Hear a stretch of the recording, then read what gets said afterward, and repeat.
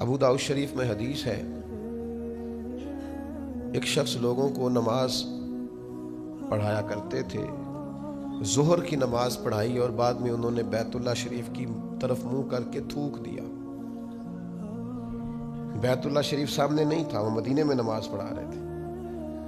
वो वहाँ से 500 किलोमीटर 600 किलोमीटर की दूरी पे उन्होंने बैतुल्लाह शरीफ की तरफ मुंह करके थूक दिया। तो नबी पाक अलैहिस्सलाम ने लोगों से कहा, यह आदमी आज के बाद तुम्हें नमाज ना पढ़ाए। काबे की तरफ मुंह करके थूका तो नबी करीम अलैहिस्सलाम ने मना फरमाया, अब ये नमाज न पढ़ाए। वो असर के वक़्त मुसल्ले पे खड़े होने लगे तो लोगों ने मना कर दिया, फरमाया कि आप नमाज ना पढ़ाएं। तो उन्होंने कहा मेरी गलती। तो कहा नबी पाक सल्लल्लाहु अलैहि वसल्लम ने मना फरमाया है। तो वो सीधे रसूल करीम सल्लल्लाहु ताला अलैहि वसल्लम की खिदमत में हाजिर हुए। या रसूलल्लाह आपने मना किया? हुजूर ने फरमाया हाँ।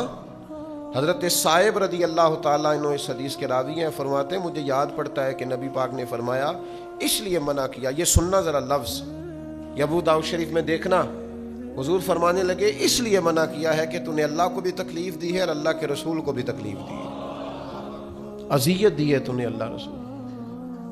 बैतुल्लाह शरीफ का एहतराम न करना, उसकी तरफ थूकना, इसको हुजूर ने इससे तशबीह दी कि तूने अल्लाह रसूल को तकलीफ दी।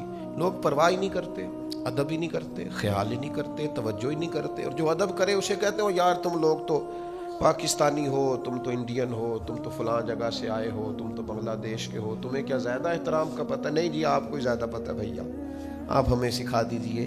बाकी हमने यही पढ़ा है किताब व सुन्नत में, इसी को अदब जाना है, यही हमारे लिए हिर्ज़े जाँ है।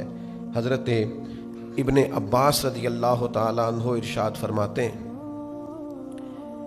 कि मक्का मुकरमा में जाके, बैतुल्लाह शरीफ में जाके मैं इतना मोहतात रहता हूँ क्योंकि अगर मक्का मुकरमा में एक नेकी का सवाब 1 लाख है तो वहाँ गुनाह करने से भी 1 लाख लिखा जाता है।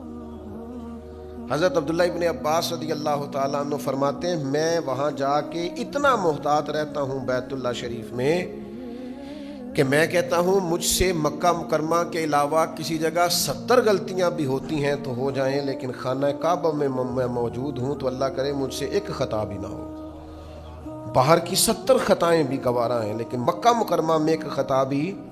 आला हज़रत बरेलवी रहमतुल्लाह ने लिखा है जब हज हो जाता था तो हज़रत उमर रज़ी अल्लाह ताला अन्हु दुर्रा उठा लिया करते थे और फरमाते थे चलो यमन वालों यमन चले जाओ, मिस्र वालों मिस्र चले जाओ। लोगों को ज़्यादा देर बैतुल्लाह में रहने नहीं देते थे क्योंकि वो समझते थे ये अगर ज़्यादा दिन यहाँ गुजारेंगे तो ये गलतियाँ करेंगे, अपनी आदात के मुताबिक ये कोताहियाँ करेंगे तो नतीजा ये होगा कि गुनाह इकट्ठे करेंगे। इसलिए हमारे अक्सर उलमा इस बात के कायल हैं कि मक्का मुकरमा में बहुत ज़्यादा दिन गुजारें आप, लेकिन शर्त ये कि अपने ऊपर कंट्रोल रखें, और जो कंट्रोल नहीं रख सकता वो फिर मक्के में थोड़े दिन गुजारे। मदीना तैयबा में नेकी तो 50,000 है पर गुनाह एक का एक ही लिखा जाता है। यहाँ रहमत का अंदाज थोड़ा और है। तो चलो यहाँ वक्त ज़्यादा गुजार ले अगर गुजार सकता है, लेकिन बैतुल्लाह शरीफ में वो आदमी ज़्यादा वक्त गुजारे जिसने वहाँ का एहतराम बहरहाल बजा ले आना। एक और बात भी अर्ज़ करूँ, बैतुल्लाह का जब आप तवाफ करें, अल्लाह ताला सबको मौका अता फरमाए, तो कोशिश करें कि सिर्फ अल्लाह के जलाल का ख्याल हो, रब की रहमत की उम्मीद हो। वहां बैतुल्लाह का तवाफ करते इधर उधर के ख्याल आना, सामने अल्लाह का घर है, हाजिर उसकी बारगाह में हो गए। और फिर नाराज ना होइएगा, मुझसे बाकायदा लोगों ने मोबाइल पकड़े हुए हैं, साथ साथ वीडियो चल रहे। ओ भाई बस कर दे, तू क्या गैर मुनासिब मामला तू कर रहा है। मेरे अजीज, कोई गैर का ख्याल ना हो, कोई। इमाम गजाली रहमतुल्लाह अलैह ने लिखा है, हज़रत वहाब इब्न मुनब्बे फरमाते कि बैतुल्लाह शरीफ अल्लाह के हुजूर अर्ज करता है, ए अल्लाह मैं तेरी बारगाह में फरियाद करता हूँ और ए जिब्रील तेरे सामने भी मैं शिकायत करता हूँ कि ये जो तवाफ करने वाले हैं ये मुझ पर सितम करते हैं। बैतुल्लाह अर्ज करता है, ए काबे तुझ पर किस तरह सितम करते हैं? तो कहता है ये बैतुल्लाह शरीफ अर्ज करता है अल्लाह के हुजूर मालिक ये तवाफ करते हुए बेकार बातों को सोचते हैं, ये इधर उधर की हरकत करते हैं, اللہ کے حضور کعبہ شکایت کرتا ہے. تو بھائی اپنے خیالات کو یکسو کریں اور یکسو کر کے پھر بیت اللہ شریف کی حاضری دیں. موقع ملے حضور کی بارگاہ کی حاضری کا، یعنی حاجیوں آؤ شہنشاہ کا روضہ دیکھو. کعبہ تو دیکھ چکے ہو، اب کعبے کا بھی کعبہ دیکھو. اور کسی درویش نے کہا تھا کہ مجرم ہو تو منہ اشکوں سے دھوتے ہوئے آؤ، آؤ نہ در تواب پہ روتے ہوئے آؤ. قرآن میں موجود ہے توبہ کا طریقہ، بس سرکار کی دہلیز سے ہوتے ہوئے آؤ، حضور کی بارگاہ سے ہوتے ہوئے آؤ. نبی پاک کی مدینہ طیبہ کی حاضری یہ بہت بڑی سعادت ہے، اور این سعادت بزور بازو نیست تا نہ بخشندہ خدائے بخشند. یہ وہ سعادت ہے جو بازو کی قوت سے نہیں ملتی، یہ تبھی ملتی ہے جب رب چاہتا ہے. کوئی پیسوں کے زور پہ نہیں جا سکتا، تعلقات کے زور پہ نہیں جا سکتا. کسی شاعر نے کہا تھا کئی دولتاں والے رہ جاندے تے مسکین نظارے کر دے نے. میراں دی گل نہ غریباں دی گل ہے، مدینے چ جانا نصیباں دی گل ہے. یہ تو کرم ہوتا ہے تو بات بنتی ہے. تو وہاں کے بھی آداب ہیں، وہاں کے بھی آداب. پہلی بات تو یہ ہے کہ سفر میں مشکلات آتی ہیں. کبھی فلائٹ لیٹ ہونے کا مسئلہ ہے، کبھی وہاں کچھ تھوڑی دشواری آ گئی ہے، کچھ مسائل ہیں، انسان کو درپیش رہتی ہیں چیزیں. کیا خوبصورت انداز میں نبی پاک نے تسلی دی. اس سفر محبت میں اگر کہیں کوئی دشواری آ جائے، کوئی تکلیف سہنی پڑ جائے، تو کس ترتیب سے سرکار نے قلبی راحت کا سامان کیا. حضور فرمانے لگے جو شخص مدینہ طیبہ کی سختیوں اور مصیبتوں پر صبر کا دامن ہاتھ سے نہیں چھوڑے گا، فرمایا میں قیامت والے دن اس کا گواہ بھی بنوں گا اور اس کی سفارش بھی کروں گا. صبر کرے تکلیفوں پر، مشکلات پر صبر کرے، میں اس کا گواہ بن جاؤں گا. بہت بڑی نعمت نہیں کہ آپ نے تھوڑا سا صبر کیا اور حضور کی شفاعت نصیب ہو گئی، نبی پاک کی گواہی مل گئی قیامت کے دن. بہت بڑا اعزاز نہیں؟ اس اعزاز کو لینے کی کوشش کریں، اس سعادت کو سمجھنے کی کوشش کریں، اس پر متوجہ ہو. اس حدیث کے دامن سے پھوٹنے والی ضیاؤں سے اپنے باطن کو نورانی کریں، اور بڑے بردبار ہو کر، بڑے تحمل کے ساتھ، بڑی وفاداری کے ساتھ، بہت بڑے حوصلے اور خوبصورتی کے ساتھ جائیں. وہاں کچھ لوگ جاتے ہیں تو انہیں جلدی بڑی ہوتی ہے، بڑی جلدی. آپ بیت اللہ شریف جائیں اطمینان سے. وہ اب تو خیر حالات اور طرح کے ہو گئے، ورنہ پرانے لوگ نا کچھ چٹکیاں کاٹتے تھے، چٹکلے چھوڑتے تھے تو وہ بڑا اثر رکھتے تھے. یعنی کوئی آدمی بس میں پہلے گھسنے لگتا تھا نا، یا جہاز میں پہلے جانے لگتا تھا، تو لوگ کہتے تھے بھائی اسے جانے دو، اس نے پہلے پہنچنا ہے. حالانکہ وہ پہلے پہنچ سکتا، سب کے ساتھ ہی گاڑی نے چلنا ہے، سب کے ساتھ ہی جہاز نے اڑنا ہے. تو کچھ لوگوں کو نا بلا وجہ کی بے قراری ہوتی. اطمینان رکھا جائے، سکون رکھا جائے. اب بیت اللہ شریف حاضر ہوں تو سرکار کی بارگاہ میں جائیں. ایک قبیلہ وفد عبد القیس حضور سے ملنے کے لیے آیا، تو کچھ قبیلے کے لوگ جلدی جلدی حضور کی بارگاہ میں حاضر ہو گئے. لیکن ان کے سردار نے کیا کیا، وہ ذرا رکا، پہلے کپڑے بدلے، غسل کیا، اور پھر وہ تھوڑا سا تیار ہو کر اطمینان سے کریم کی بارگاہ میں حاضر ہوا. اللہ کے حبیب صلی اللہ تعالیٰ علیہ وسلم فرمانے لگے تمہاری دو عادات اللہ کو بڑی پسند ہیں.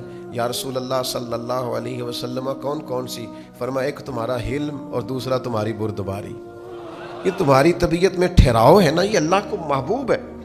آپ حرمین شریفین جائیں تو بردباری کا مظاہرہ کریں، وفاداری کا مظاہرہ کریں. اپنی زبان کو کچھ عرصے کے لیے شکووں سے، شکایات سے، بلا وجہ کی گفتگو سے اپنے آپ کو پاک کریں.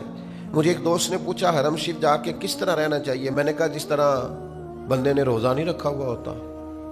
اور روزہ دار کی ایک مخصوص حالت ہوتی ہے، اس کے ذہن میں ایک اثر ہوتا ہے کہ میں روزہ دار ہوں، تو بہت سارے معاملات کے اندر اس کا رویہ تبدیل ہو جاتا ہے. بہت ساری چیزوں کے اندر اس کے اندر ایک عجیب قسم کا احساس ہوتا ہے کہ میں نے روزہ رکھا ہوا ہے. حرم شریف جائیں تو آپ کا احساس اس طرح کا ہو، اللہ کے گھر کی حاضری دیں تو آپ کا رویہ اس طرح کا ہو کہ آپ میں یہ احساس ہو کہ میں اس پاک جگہ پہ حاضر ہوں جس جگہ پہ اللہ تعالیٰ کی رحمت اور اس کا کرم ہر دم برستا ہے. اور وہاں کے جو مقامی لوگ ہیں صحیح العقیدہ مسلمان، ان کے لیے اپنے دل میں بڑا ادب کا جذبہ رکھیں. خاص بات کر رہا ہوں، اپنی طبیعت میں ان کے لیے احترام پیدا کریں. اللہ کے حبیب صلی اللہ تعالیٰ علیہ وسلم نے فرمایا جو شخص اس شہر والوں یعنی مدینہ طیبہ کے رہنے والوں کے ساتھ برائی کا ارادہ کرے گا، اللہ تعالیٰ اسے دوزخ میں اس طرح پگھلا دے گا جس طرح پانی میں نمک پگھل جاتا ہے. پگھل جائے گا وہ آدمی جس طرح کے پانی میں نمک پگھل جاتا ہے، پتہ ہی نہیں چلتا، وجود ہی ختم ہو جاتا ہے. تو جو اہل مدینہ کے بارے میں برائی کا ارادہ بھی کرے، احترام کے رویے ہر وقت پیش نظر رہنے چاہیے. ہر وقت انسان کے دل میں خیال ہونا چاہیے کہ اللہ تعالیٰ کی بارگاہ میں حاضر ہوں. اور پھر نبی پاک صلی اللہ تعالیٰ علیہ وسلم کے صحابہ، دیکھیں نا، میں اوروں کی بات نہیں کرتا، ہمارا تو ویسے بھی عقیدہ ہے، ہمارا تو عقیدہ ہے کہ نبی کریم اپنی قبر انور میں بالکل حیات ہے اور حضور ہر آنے جانے والے کو دیکھ رہے ہیں. سر پہ سجا کے درود و سلام کی گھڑولیاں، وہ عاشقوں کا دور، وہ محبت والوں کی ٹولیاں، لب واں ہیں آنکھیں بند ہیں پھیلی ہیں جھولیاں، کتنے مزے کی بھیک تیرے پاک در کی ہے. وہاں جس حسن کے ساتھ لوگ، ہمارا عقیدہ ہے کہ محبوب پاک صلی اللہ تعالیٰ علیہ وسلم موجود ہے، تو صحابہ جس طرح حضور کی بارگاہ میں جاتے تھے اور کہتے تھے ہمیں یوں لگتا ہے جیسے ہمارے سروں پہ پرندے بیٹھے، ذرا سی حرکت کی تو پرندے اڑ جائیں گے. میں حرم شریف حاضر ہوتا ہوں تو بہت سارے لوگ مجھ سے کہتے ہیں ملنا ہے آپ سے، تو میں کہتا ہوں تسی اتھے آ کے بھی پیر لبن رہے ہو. صحیح کہتا ہوں. میں ان سے کہتا ہوں اگر کوئی پیر بھی آیا تو وہ بھی بیچارہ اپنی معافی لینے آیا ہے، تو یہاں تو ادھر توجہ کرو سیدھی. آپ یہاں کس چکر میں پڑے ہوئے ہیں؟ آپ کس چکر میں؟ میں ایک دفعہ میں نے ماسک وغیرہ پہن رکھا تھا اور کپڑا لیا ہوا تھا، تو ایک صاحب مجھ سے ہی آ کے پوچھنے لگے سنے گا کھڑا لے پیر صاحب آئے. میں انہوں کہا یار میں انہوں ذاتی طور تے جاننا، وہ بڑا گناہگار بندہ ہے، وہ معافی لین آیا ہے تھے اللہ دی بارگاہ وچ، چھڑ پراں تو انہوں تے پیر لبنا پہ، تو وہ بڑا مسکین آدمی تے گناہ کوئی ایڈا اچھا آدمی نہیں جڑا تو گمان کرنا ہے. انہیں سمجھایا کہ شاید کو کسی اور مسلک دا بندہ ہے. وہ تھوڑا رینج ہو گیا، کہنے لگا خبردار تساں گل کیتی تھی. تو وہ چلا گیا. 2-4 دنوں کے بعد میں ٹوٹیوں پہ وضو کر رہا تھا تو پھر مجھے مل گیا، کہنے لگا تساں اس دن بڑی زیادتی کیتی. میں کہا میں کوئی غلط گل نہیں کیتی، میں تینوں دسیا ہے کہ میں انہوں ذاتی طور تے جاننا. ہاں میں اسے جانتا ہوں. من آنم کے من دانم، پتہ سارا ہے سردار نو کیتیاں، پردہ چپایا ہی چل تیرا پلا ہو سی. تو میں نے کہا پھر تمہیں کیسے پتہ چلا؟ کہنے لگا وہ میں گھر گیا تو میری اماں بڑی فقیر صفت ہے، انہیں مینوں آکھیا چلا ہوئے ہیں وہ آپ ہی سن، اور کسی نو کی لوڑ سی انجی دی گل کرنے دی، اور تو چلا ہے، تو گل نو سمجھے آئی نہیں. تو آداب میں حرم شریف میں جانے والے دوستوں کی خدمت میں ہمیشہ عرض کرتا رہتا ہوں کہ زیادہ وقت اعتکاف کی نیت سے مسجد میں گزاریں، کثرت سے نفل پڑھیں، تلاوت کریں، عبادت میں مشغول رہیں، درود و سلام کے گجرے عرض کریں، زیادہ سے زیادہ وقت استغفار میں گزاریں، قرآن مجید پر خوب وہاں آپ وقت دیں، توجہ دیں، تلاوت کریں. ادھر ادھر پھرنا، عبادت کے لیے گئے ہوئے ہیں، عبادت کو ٹائم دیں. مسجد نبوی شریف میں آپ ایک نماز پڑھیں گے 50,000 نمازوں کا ثواب ملے گا. تو یہ کہیں ملے گا دنیا میں؟ اور تو بجائے اس کے کہ اپنے وقت کو ضائع کیا جائے، آپ زیادہ سے زیادہ اوقات مسجد شریف میں گزاریں، عبادت میں گزاریں، تلاوت میں گزاریں، درود و سلام میں گزاریں، ذکر و فکر میں گزاریں. اور اس سے زیادہ کچھ کرنا ہو، اس سے زیادہ کچھ کرنا ہو تو پھر رج کے درود و سلام پڑھیں اور بہت زیادہ حضور کی بارگاہ میں نذرانہ درود و سلام عرض کریں اور بار بار عرض کریں. 70,000 فرشتے صبح آتے ہیں حضور کی بارگاہ اور 70,000 فرشتے شام آتے ہیں. اور جو فرشتہ ایک دفعہ گنبد خضرا شریف پہ حاضری دیتا ہے پھر قیامت تک دوبارہ اس کی باری نہیں آئے گی. اے سرکار دے امتی نے جڑے موڑ موڑ کے بلائے جاندے نے. اس کی دوبارہ باری نہیں آتی۔ تو یہ سعادتیں ہیں جو نصیب ہوتی ہیں، یہ کرم ہے جو عطا ہوتا ہے، تو اس کو کرم سمجھیں۔ آپ کو اللہ تعالیٰ نے بہت وسعت دی ہوگی، آپ بار بار حاضر ہو سکتے ہوں گے، لیکن ہر بار آپ کا جذبہ جوان ہو، آپ کا ذوق توانا ہو، آپ کی فکر باوضو ہو، آپ کے جملے طہارت والے ہوں، اور وہاں کسی کی تصویر کھینچنے کی بجائے وہاں جائیں تو امت کے لیے دعا کریں، وہاں جائیں تو جس سے بڑا پیار ہے اس کو بتانے کی ضرورت نہیں، اس کے لیے دعا کریں۔ وہاں سے جو خزانہ اصل میں اکٹھا کرنا ہے وہ دعاؤں کا خزانہ، وہاں جم جم کے مانگیں، سب کے لیے مانگیں اور رج رج کے مانگیں، اور یہ حدیث ذہن میں رکھ کے مانگیں کہ نبی پاک نے فرمایا جو دعا تم کسی کے لیے مانگتے ہو نا، اللہ تمہارے سرانے فرشتہ کھڑا کر دیتا ہے، وہ تمہاری دعا پہ آمین بھی کہتا ہے، اور یہ بھی کہتا ہے یا اللہ جو اس نے اپنے بھائی کے لیے مانگا پہلے اسے عطا فرما۔ تو کتنی بڑی سعادت ہے، آپ نے تو اس کے لیے مانگا تھا، آپ کے لیے فرشتے نے مانگا ہے، تو یہ دعا تو بڑی عظیم ہے اور بڑی آگے نکل گئی ہے۔ تو لہٰذا حرمین شریفین کا شوق بھی ضرور پیدا کریں، ذوق بھی۔ کچھ لوگ تنقید بھی کرتے ہیں، کسی حد تک وہ تنقید غلط بھی نہیں ہوتی، کہتے ہیں وہ نفلی عمرے بڑے کرتا ہے، چلو کسی غریب کی مدد کر دے، لیکن میں نے ایسے لوگوں کو دیکھا جو عمرے بھی کرتے ہیں اور غریبوں کی مدد بھی کرتے ہیں، تو اگر دونوں کام کر رہے ہیں تو چلو ٹھیک نہیں۔ اور پھر میں اکثر دوستوں سے کہا کرتا ہوں جو بار بار جا رہا ہے اسے جانے دو، یہ نہ ہو کہ آج کل لوگوں نے سیر کے لیے بڑی جگہ بنا لی ہیں، وہ عبادت کے لیے نہ جائیں تو معاذ اللہ کہیں سیر کو نکل جائیں۔ اب لاکھوں کروڑوں روپیہ لوگ سیروں پہ بھی لگا دیتے ہیں، یہ بھی بڑا مسئلہ ہے۔ تو شکر کرو عبادت کے لیے جا رہے ہیں، وہاں حاضری کے لیے جا رہے ہیں، تو یہ ذوق بھی پیدا کریں، جوان عمر میں جائیں اور بزرگوں کو لے جائیں تو ساتھ لے کے جائیں، لیکن ان سارے آداب کو، اس ساری کیفیت کو ضرور پیش نظر رکھیں۔